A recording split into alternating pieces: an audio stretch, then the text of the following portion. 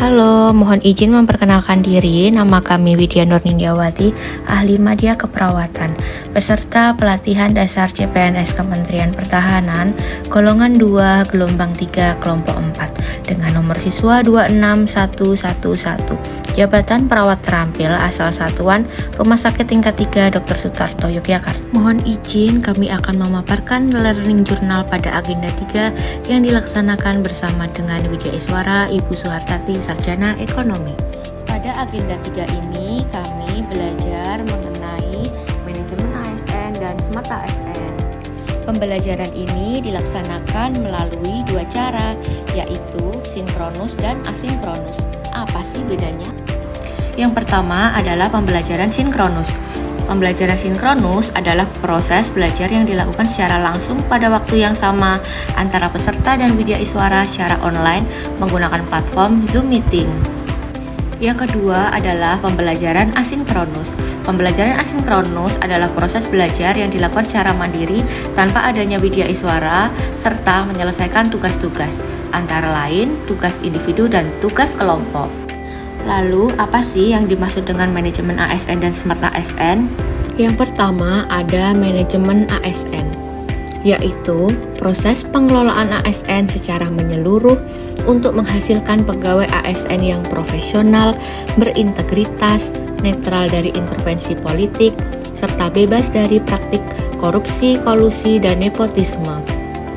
Sesuai amanat Undang-Undang Nomor 5 Tahun 2014 tentang Aparatur Sipil Negara, ASN memiliki peran strategis dalam mewujudkan masyarakat yang taat hukum, demokratis, adil, dan sejahtera. ASN menjadi motor penggerak pemerintahan sekaligus pelaksana kebijakan publik. Namun, birokrasi di Indonesia masih menghadapi berbagai tantangan seperti rendahnya kualitas pelayanan publik, tingginya praktik korupsi, serta politisasi birokrasi. Kemudian kita akan membahas tentang kedudukan dan peran ASN yang terdiri dari ASN berkedudukan sebagai aparatur negara yang menjalankan kebijakan pemerintah serta harus netral dari pengaruh politik.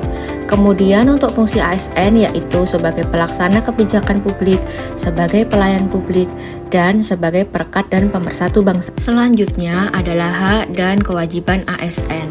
Hak dan kewajiban ASN diatur dalam Undang-Undang Nomor 5 Tahun 2014 tentang ASN. Yang pertama adalah hak ASN yang terdiri dari gaji, tunjangan, dan fasilitas. Yang kedua ada cuti. Yang ketiga adalah jaminan pensiun dan jaminan hari tua. Yang keempat adalah perlindungan. Yang kelima adalah pengembangan kompetensi. Selanjutnya untuk kewajiban ASN. Yang pertama, setia dan taat kepada Pancasila, Undang-Undang Dasar, NKRI, dan pemerintahan yang sah. Yang kedua adalah menjaga persatuan dan kesatuan bangsa. Yang ketiga, melaksanakan kebijakan publik yang dibuat oleh pejabat yang berwenang. Yang keempat adalah memberikan pelayanan publik yang profesional dan berkualitas. Yang kelima, menunjukkan integritas dan keteladanan dalam sikap, perilaku, ucapan, dan tindakan. Yang keenam, bersifat netral dan tidak berpihak dalam politik. Yang ketujuh adalah menjaga rahasia jabatan dan rahasia negara. Yang kedelapan, bersedia ditempatkan di seluruh wilayah NKRI. Kemudian ada kode etik ASN.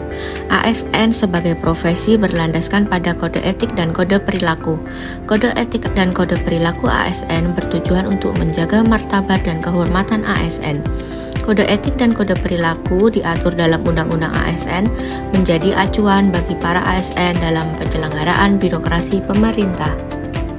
Selanjutnya kita akan membahas tentang sistem merit.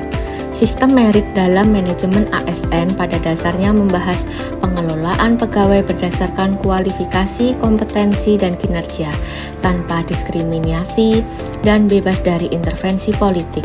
Pada sistem merit terdapat poin-poin utama. Yang pertama adalah perencanaan kebutuhan ASN. Yang kedua adalah pengadaan ASN. Yang ketiga pengembangan karir. Yang keempat adalah promosi dan mutasi. Yang kelima penilaian kinerja. Yang keenam tentang pengkajian, penghargaan, dan disiplin. Yang ketujuh adalah perlindungan dan netralitas. Materi kedua adalah Smart ASN.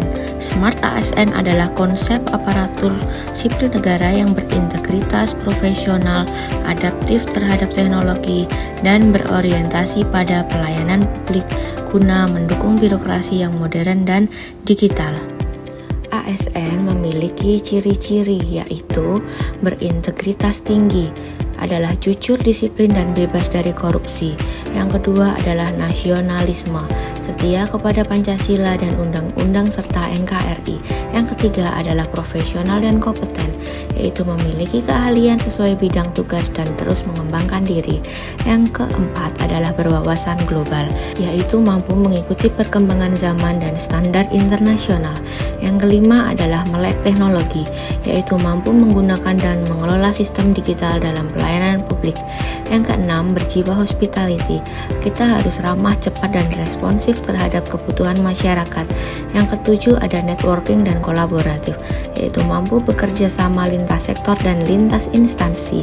Yang kedelapan adalah entrepreneurship, yaitu mampu berinovatif dan mampu mencari solusi kreatif. Smart ASN memiliki 4 pilar digitalisasi. Yang pertama adalah digital skill atau kecakapan digital. Yang kedua adalah digital etnik atau etika digital. Yang ketiga adalah digital safety atau keamanan digital. Yang keempat adalah digital culture atau budaya digital. Kemudian berikut adalah contoh dari 4 pilar digitalisasi. Yang pertama adalah digital skill, yaitu menginput dan mengelola data pasien melalui sistem informasi rumah sakit atau SIM-RS. Yang kedua, menggunakan media sosial secara profesional. Selanjutnya adalah contoh dari digital etnik, yaitu tidak menyebarkan hoax, ujaran kebencian, atau informasi yang belum terverifikasi, tidak membocorkan data pasien, data kependudukan, atau dokumen internal instansi. Selanjutnya, contoh dari digital safety. Yang pertama, menggunakan password yang kuat dan unik, tidak menyebarkan OTP atau kode verifikasi. Selanjutnya adalah berwaspada terhadap phishing, yaitu tidak mengklik tautan mencurigakan yang mengatasnamakan instansi atau bank. Dan yang terakhir adalah contoh dari digital culture. Yang pertama, menggunakan aplikasi Google Meet atau grup kerja resmi untuk koordinasi lintas unit. Selanjutnya, tidak mengunggah konten yang merusak reputasi tempat kerja. Dengan mempelajari kedua materi ini, saya semakin termotivasi untuk menjadi ASN yang tidak hanya patuh terhadap aturan, tetapi juga mampu memberikan pelayanan yang cepat, transparan, dan berorientasi pada kebutuhan masyarakat. Sekian yang dapat kami sampaikan pada Learning Journal Agenda 3. Terima kasih. Wassalamualaikum warahmatullahi wabarakatuh.